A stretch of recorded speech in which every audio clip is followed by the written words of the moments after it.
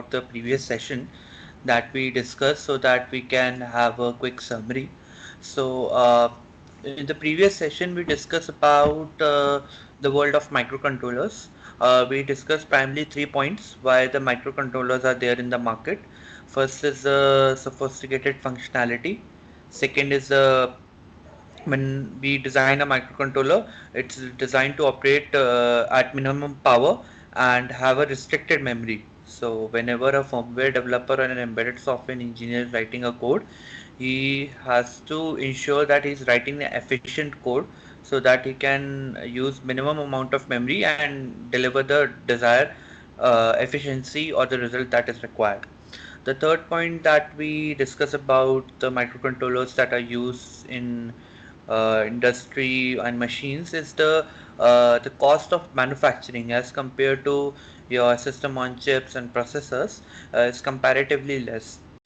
So those are the primarily 3 points because of which we use microcontrollers. The idea of using microcontrollers is to have uh, have the bet have efficient results while consuming low power in a desirable cost. So that's three aspects that we need to keep in mind. The second most thing that we discussed about in the course earlier was what is the major problems that are faced by an embedded engineer uh, other than programming and hardware problems. That are those are the technical aspects that obviously there is a challenges there. But what other challenges do as an embedded engineer faces day to day? So we discuss about a lot of points there, like selecting the right microcontroller for your project, whether you are working in the automotive. If you need to drive motors, then you need to have a right controller because you need to understand what would be the source to sync current of each GPIO. As every microcontroller do have different source to sync current, so based upon your requirement you need to select that.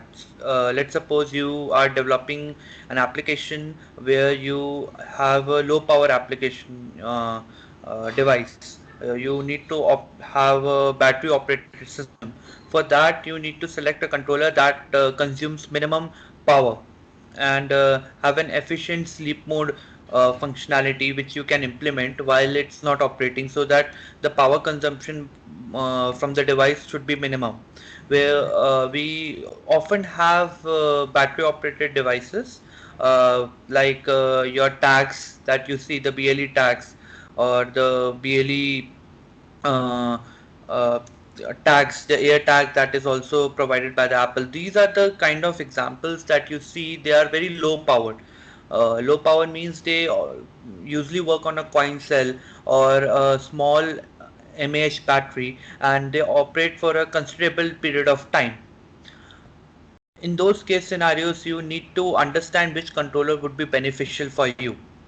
Third case scenario is when, let's suppose you have to select two controllers, and the first controller that you are selecting is controlling every functionality, and the second controller that you are selecting is basically the controller that is connecting you with the cloud. That is providing you the networking interface. So how both those controllers will communicate to each other when you need to have certain implementation, like you have bunch of sensors that you're working with or a bunch of motors that you need to control, and you have a one controller that is collecting all the data and intercepting it, and you need to send it over to a cloud based platform. So there you might be using one controller or a SoC, and you might be using another controller as a master in order to control all the functionalities that might be required. There you need to have a right selection and right communication packet to so that the both of the controllers communicate in a synchronized manner and and able to efficiently deliver the result when the time comes. So these kind of cases are there where you need to have a proper understanding of selecting the right microcontroller for your project. Let's suppose if we take an example of a clock. So if you are developing a clock that is a very low cost clock, You might not require a processor for that. You can have an 8-bit controller which is comparatively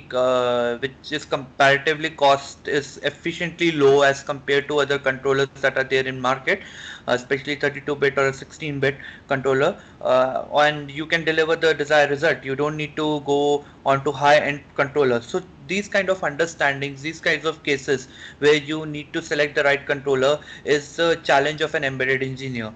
And understanding the right data sheet, the source switching current, the operating voltages, the maximum current capacities of the GPIOs, the communication protocols. These are the kind of challenges that every embedded engineer faces. So it's very important for every engineer when he comes into industry, especially people who want to go into industry and want to target core companies that are working into embedded industry. They need to understand the documentation quite well, the data sheet that is being provided by the manufacturer. They need to understand certain parameters that are there in the data sheet in order to understand which controller needed to be selected for which purpose. For especially for those folks who want to directly enter into a industry and with a company which is working in the directly in the core field, primarily working in the product development or in research and development field in the embedded systems. The third point is these are the aspects, the technical understanding of the technical documentation, understanding the right controller for your choice depending upon the use cases, and what are the ways to select that, what kind of knowledge that you need, that would be required as well as not today but in the industry that you will be working in. So those are the points that we need to keep in mind. The fourth point is most important, the programming aspect, like how do you program your controllers, what is the efficient way to program your controllers. For that you obviously need to work on your programming skills, especially for people who are aiming to target the product based companies, who want to enter into product based companies. They would be looking for people who can write efficient code in embedded C, and for that you need to start gaining practice from now. We would also have some sessions upcoming which will help you to wrap up your programming, and would also have some questions which starts from very basics to the intermediate and some tricky questions that are asked in day-to-day interview, for which you need to have proper understanding. So those were the points that we discussed into little deep. The third was we started to have a discussion about a microcontroller architecture, because it's very important to understand the architecture in order to select the right controller for your purpose. So for people who are keen to have a aim to go into semiconductor industries, especially as a firmware engineer or a hardware design engineer, or a people who are trying to enter into VLSI domain as well. They need to have a proper understanding of how the architecture works inside the controller. What are the basic key features on basis of which we select a architecture, what are the instruction sets that are used, what are the different kind of memories that are there, what are the buses, what are the different peripherals that are there on the bus, how does the bus communicates to the MCU, what is a NVIC, that is called as vector control. This nested vector control is the chip, that's another chip that is there with the CPU that handles the ISRs.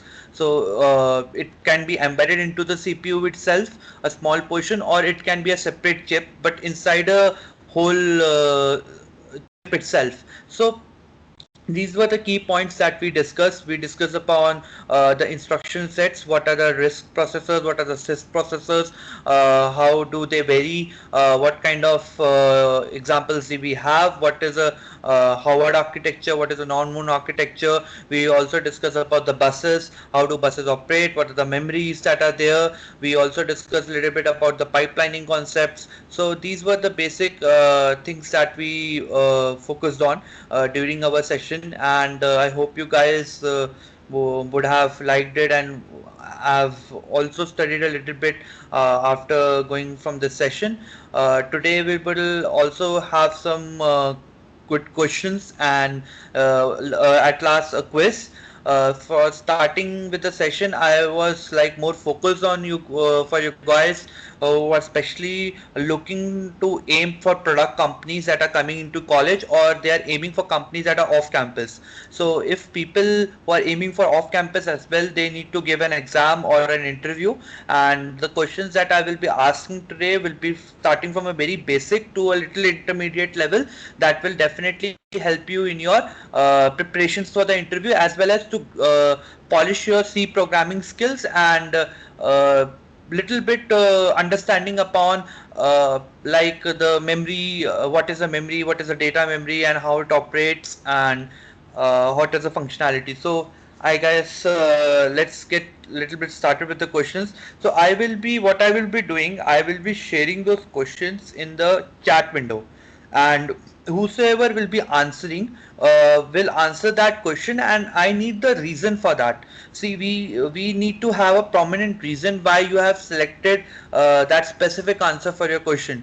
So please do mention a one liner reason whenever I give a question, and once the time slot finishes, when everyone answers, then I will be discussing upon the answers as well for some questions, and later I will be sharing that sheet of all the questions that were there with proper answers, with proper documented answers for all your guys. So I will be starting with the chat window, so please keep a look on the chat window that I will be sharing some of the questions.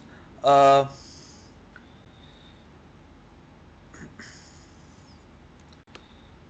so for the today, the first question is,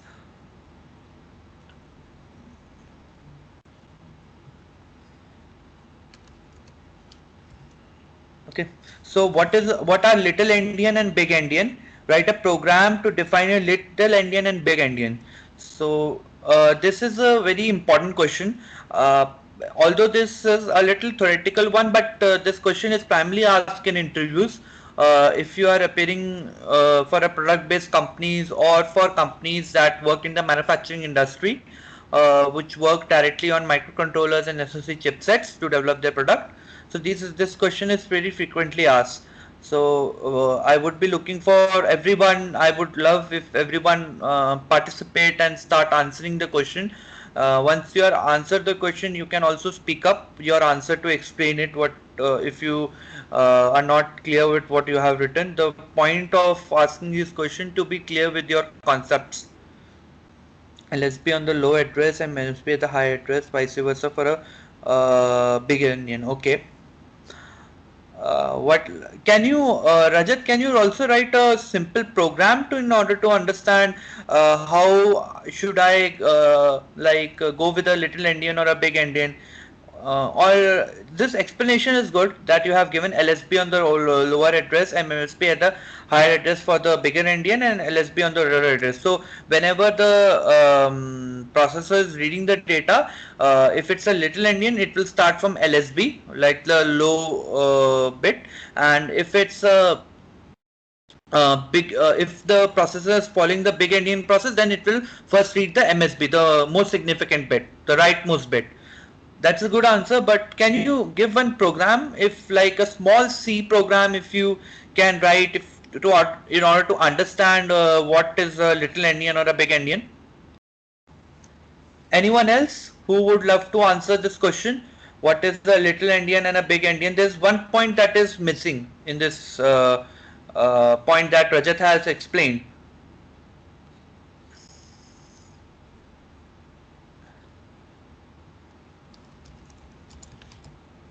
Anyone?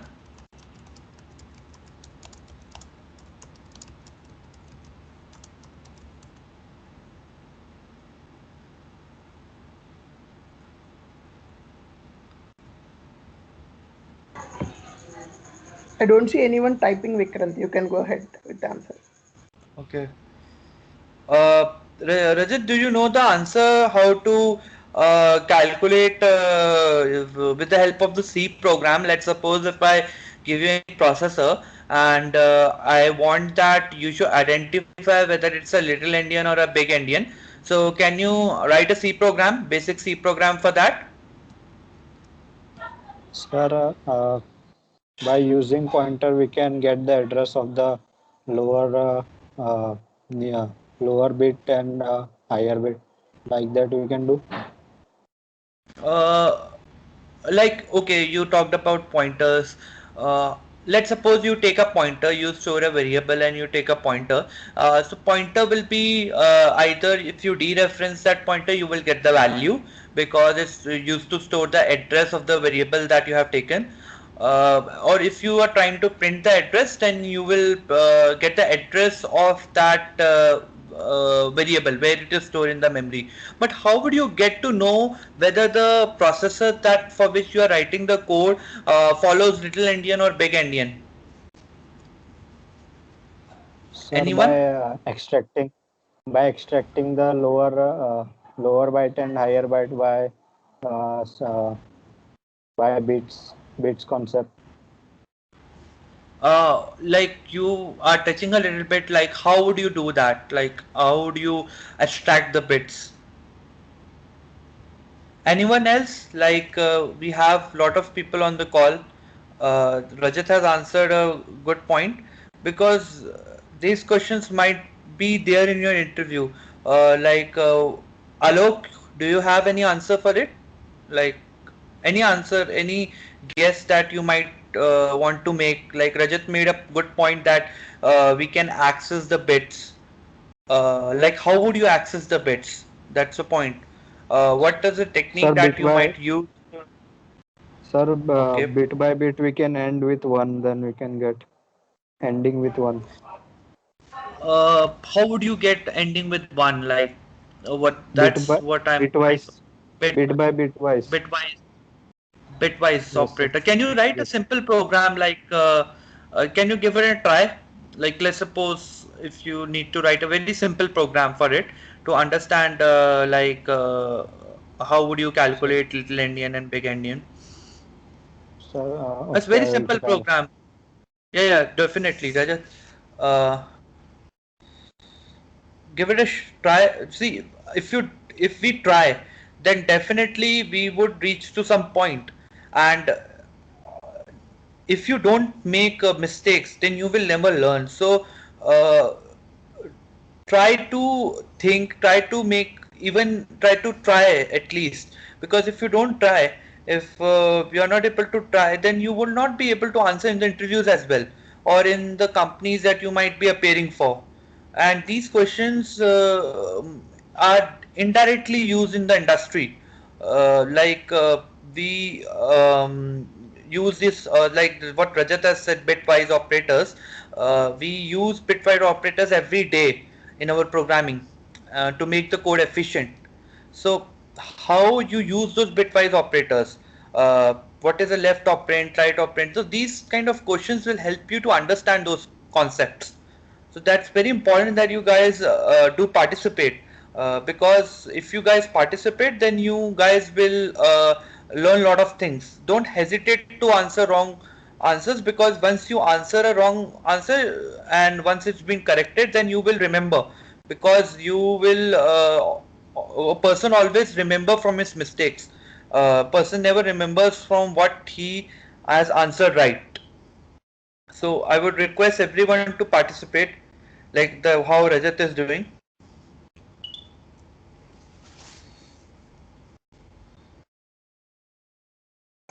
Vikrant, this is a very good question, Vikrant. Actually, while selecting the microcontrollers or whatever processors, people don't tend to look at this. So they just tend to follow the guidelines and then use it. So it is very important. So if you are in you are just talking about cracking interviews, right? Even in the industry, as you mentioned, while programming, you just need to know if you are using a processor, you just need to know what kind of Indian it is. So guys, go back and see what are the kind of processors that are available. So everything cannot be talked here, right? Some pointers are being left out of this session. So take a note, as I mentioned, go back and see what are Little Indian, Big Indian. I think if you have started looking into things from your previous, from our previous session, right? You must have learned a lot. So again, keep those points. If you don't know, it's okay. Just give it a try, no issues. But if you don't know also, it's fine. Vikrant will be helping you. I think Vikrant, you can explain it. Might be it takes time for everyone to respond, right? We'll give Rajabish to give it a try, and then you can explain it.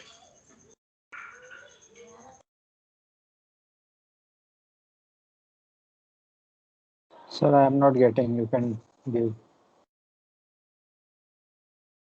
Hello. I think Vikrant, are you there? You just dropped off. Oh, yeah, it's okay, Raja. Don't see. That's the intention of this training, Raja. So everything can be talked theoretically, everything. But when it comes to practical implementation, right, that's where most of us falter. So if you just open a Google, you can say what is Little Indian, Big Endian, and you can just learn. But when it comes to actual implementation in the real world, right, it's too hard. So that's where the engineers who are coming up in the industry are failing in a lot of things. So these basics are very very important, and one point or the other you will come across this, and you must know these points. So Yeah. I think Vikram Sorry, joined it. my Yeah. yeah. Sorry, guys, my internet got shut down. Very sorry for that. So So guys, any answers for the this question? I guess we should move ahead. I tell you guys a little hint, and I will share you the answers once. So try to study a little bit. Although I will share the answer, the how to find a little Indian and big Indian. The it's through left shift operator or a right shift operator. So you guys can have a little bit study like how we use left and right shift operator. With the help of left shift and right shift operators, you can easily extract the byte, or you can easily increment or decrement the values in the form of 2 to the power n. So I will answer this question in a little deep when I will share the doc with you guys. But do study about right shift and left shift operators. I'm writing in the message as well. The point is, guys, you if I share on every answer right now, then you will not have the zeal to search about those answers. I want you guys to little bit search on the internet, because there are tons of things that are there in internet, and once you search and once you study, you will get to know, and once I will share the answer, you can correlate with what you have studied, and that will really help you out.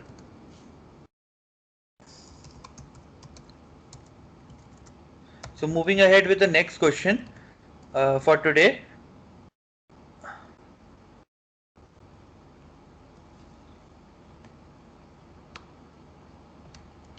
This is a very interesting question which I will be asking, and a lot of people have a lot of answers for it. What is a memory leak? So we often heard this term called memory leak in embedded systems, and it's a question that is often asked. Like if you are aiming for product-based companies, uh, let's suppose you are aiming for companies which work in IoT domain, or companies which are working in automotive domain. So those type of companies do often ask this question: what is the memory leak? So anyone who can give it a try, anyone, like, give it a shot, give it a try. What is a memory leak? Sir, sir, whenever we allocate some block of memory and after the using of that block, we do not free that memory block, then it can leak. Yeah. Like, okay, so that's the correct data in the memory get accessed by operated operation. Okay. Inappropriate Then operations. yeah, can you give one example, like what you have think, any example that you come up with? Because I wanted to to know like what was like what was you were thinking. It's very important. Like whenever you are thinking, it's you should have an example. So when you share examples, then you will get more clarity on your answers. When a pointer points to some other memory without freeing the existing memory. Okay, nice one, Pujita.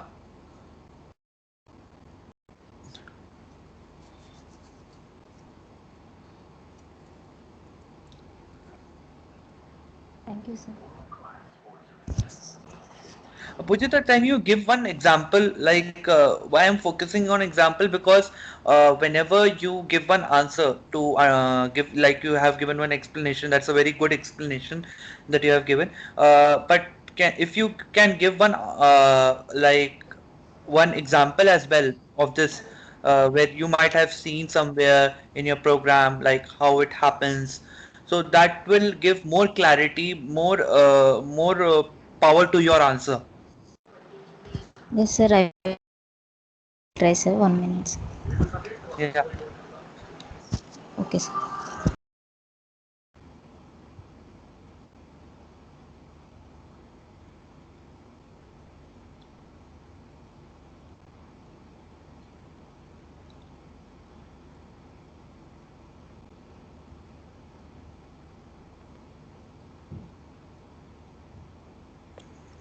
So meanwhile, I think you can explain, Vikrant, why the memory leak need to be looked into. Yeah, so basically, memory leak is one of the very main concepts that that an embedded engineer to look for. Let's suppose I allocate some dynamic block of memory to my pointer variable. Like a pointer, we all know a basic definition of a pointer is to when a pointer is pointing to a address, and when a pointer is pointing to an address, I'm actually what I'm trying to do is to allocate a certain block of memory, and I'm allocating the starting address to the pointer. I create a dynamic memory allocation. We all guys know that dynamic memory allocation is one memory block that is dynamically allocated. So if I allocate that memory block and I'm not able to free that memory block after its use, then even if I don't point it to somewhere, that's not a question. Even if I do not free it after the use, then there is a very big fault that might arise is the memory leak, and that can result in the breakage of your program. Like the error that you might have seen in the Windows as well. That meme that was also there when Windows showed the Windows got the the Windows Crash. got crashed. So that is Yes. also one of the examples of the memory leak. It happens because there is some memory leak that happens all of a sudden, and that memory leak is not able to get free itself. The certain block of memory after its use is not able to get free, because of which when the allocation is keep on increasing, and after a certain period of time, it results in the breakage of the program. So whenever you are allocating a certain block of your memory to a pointer, and after its usage, is very important that you free that memory, so that that memory that you first, the memory you can use it to for a different task. Second, that memory should not create any problem, because once it's not getting free properly, then there is a possibility that the allocation of that block might result in your breakage of your program if you are trying to access that same memory through another pointer. So that can really create memory leak problems. So on that point, Vikrant, I think if you explain dynamic memory allocation as well, right? Yeah, yeah, At this time, it would be yeah, more appropriate. yeah. So so what exactly happens is, let me share it with one image if possible. See layout of program.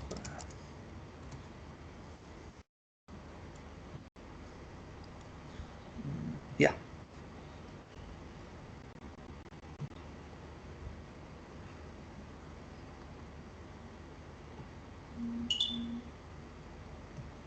While you get that image, Vikrant, Dharani Whale has a point. In my understanding, variable declared inside one function block can be accessed by another function block by mistake. Okay. Okay. So Dhanni, the point that you have mentioned, first of all, see the whichever function that you are declaring and the local variables that you are declaring inside that function, as soon as that function execution finishes, the variables inside that function also get finishes, because whenever you declare any function, it is stored in the stack, and your stack memory works on the push and pop method. So once the execution of that function finishes, all the local variables that you have declared inside the function automatically get removed. So it's impossible for any variable that you declare outside the function, or you declare another variable of same name in another function, would access that same memory, because once that execution of that function finishes, the variable get automatically removed from the stack. That's how the stack works. It's the stack memory that is there works on the push and pop method. So I share you guys what exactly the memory layout of a C program is. It's a very important concept. Yeah. So here you can see this, guys. The My screen is visible. Yes, Hello. Vikrant. Yes, Yes, sir. Vikrant. Yeah. Yeah, so here you can see there is a small memory layout of a C program. This memory layout is actually stored in the data memory. The data memory and the flash memory that we were discussing in the previous session. So this memory layout is actually stored in the data memory. What exactly happens, there is a one block called as stack. The stack memory is basically that memory block where your all the function declarations and local variables inside that function, and all the arrays that you define and structures that you are defining inside that function would be stored here inside that stack. uh, like let's suppose if you declare any structure, if you have heard about the structures, you declare any structure and you assign an object, or you assign an object inside that function to allocate the memory. So everything that you declare inside a function, once that execution of that function finishes, that stack would automatically push that function out, because the stack works on a concept of LIFO. It works on push and pop mechanism. So once there is a function execution that needed to be executed, it executes it and it push that out from the stack, so that the stack remains automatically clean for next functions to get to access that memory. So every function that you guys are coding, like suppose if I declare one function to add two numbers, so once that function is being declared, and it will obviously, once it's been defined, it will have certain memory. It will obviously have certain memory that it will hold, and it will hold in the stack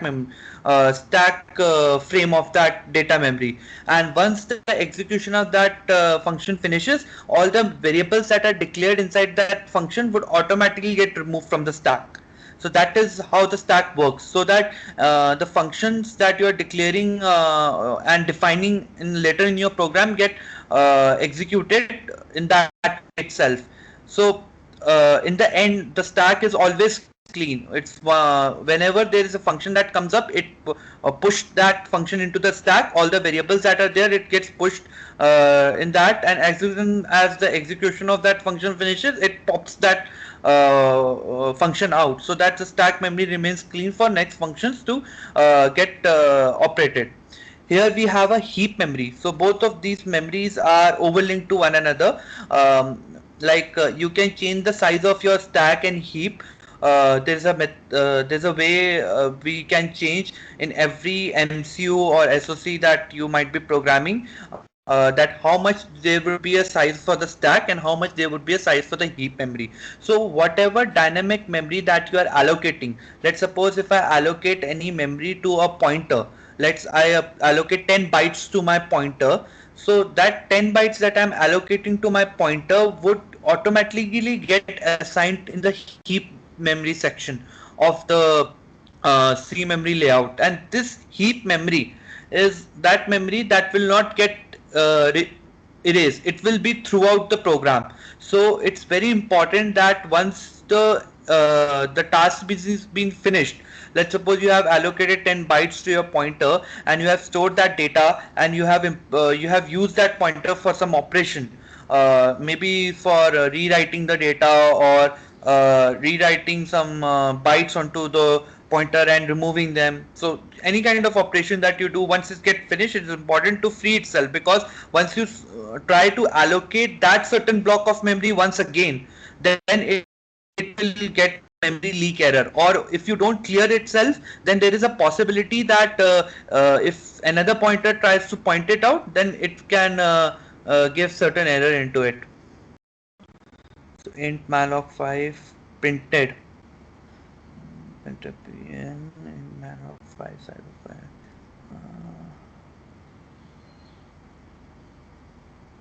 Yeah, Pujita, I got your actually what. Yeah, this is a same kind of problem that we can have in memory leaks. Like suppose you declare 5 bytes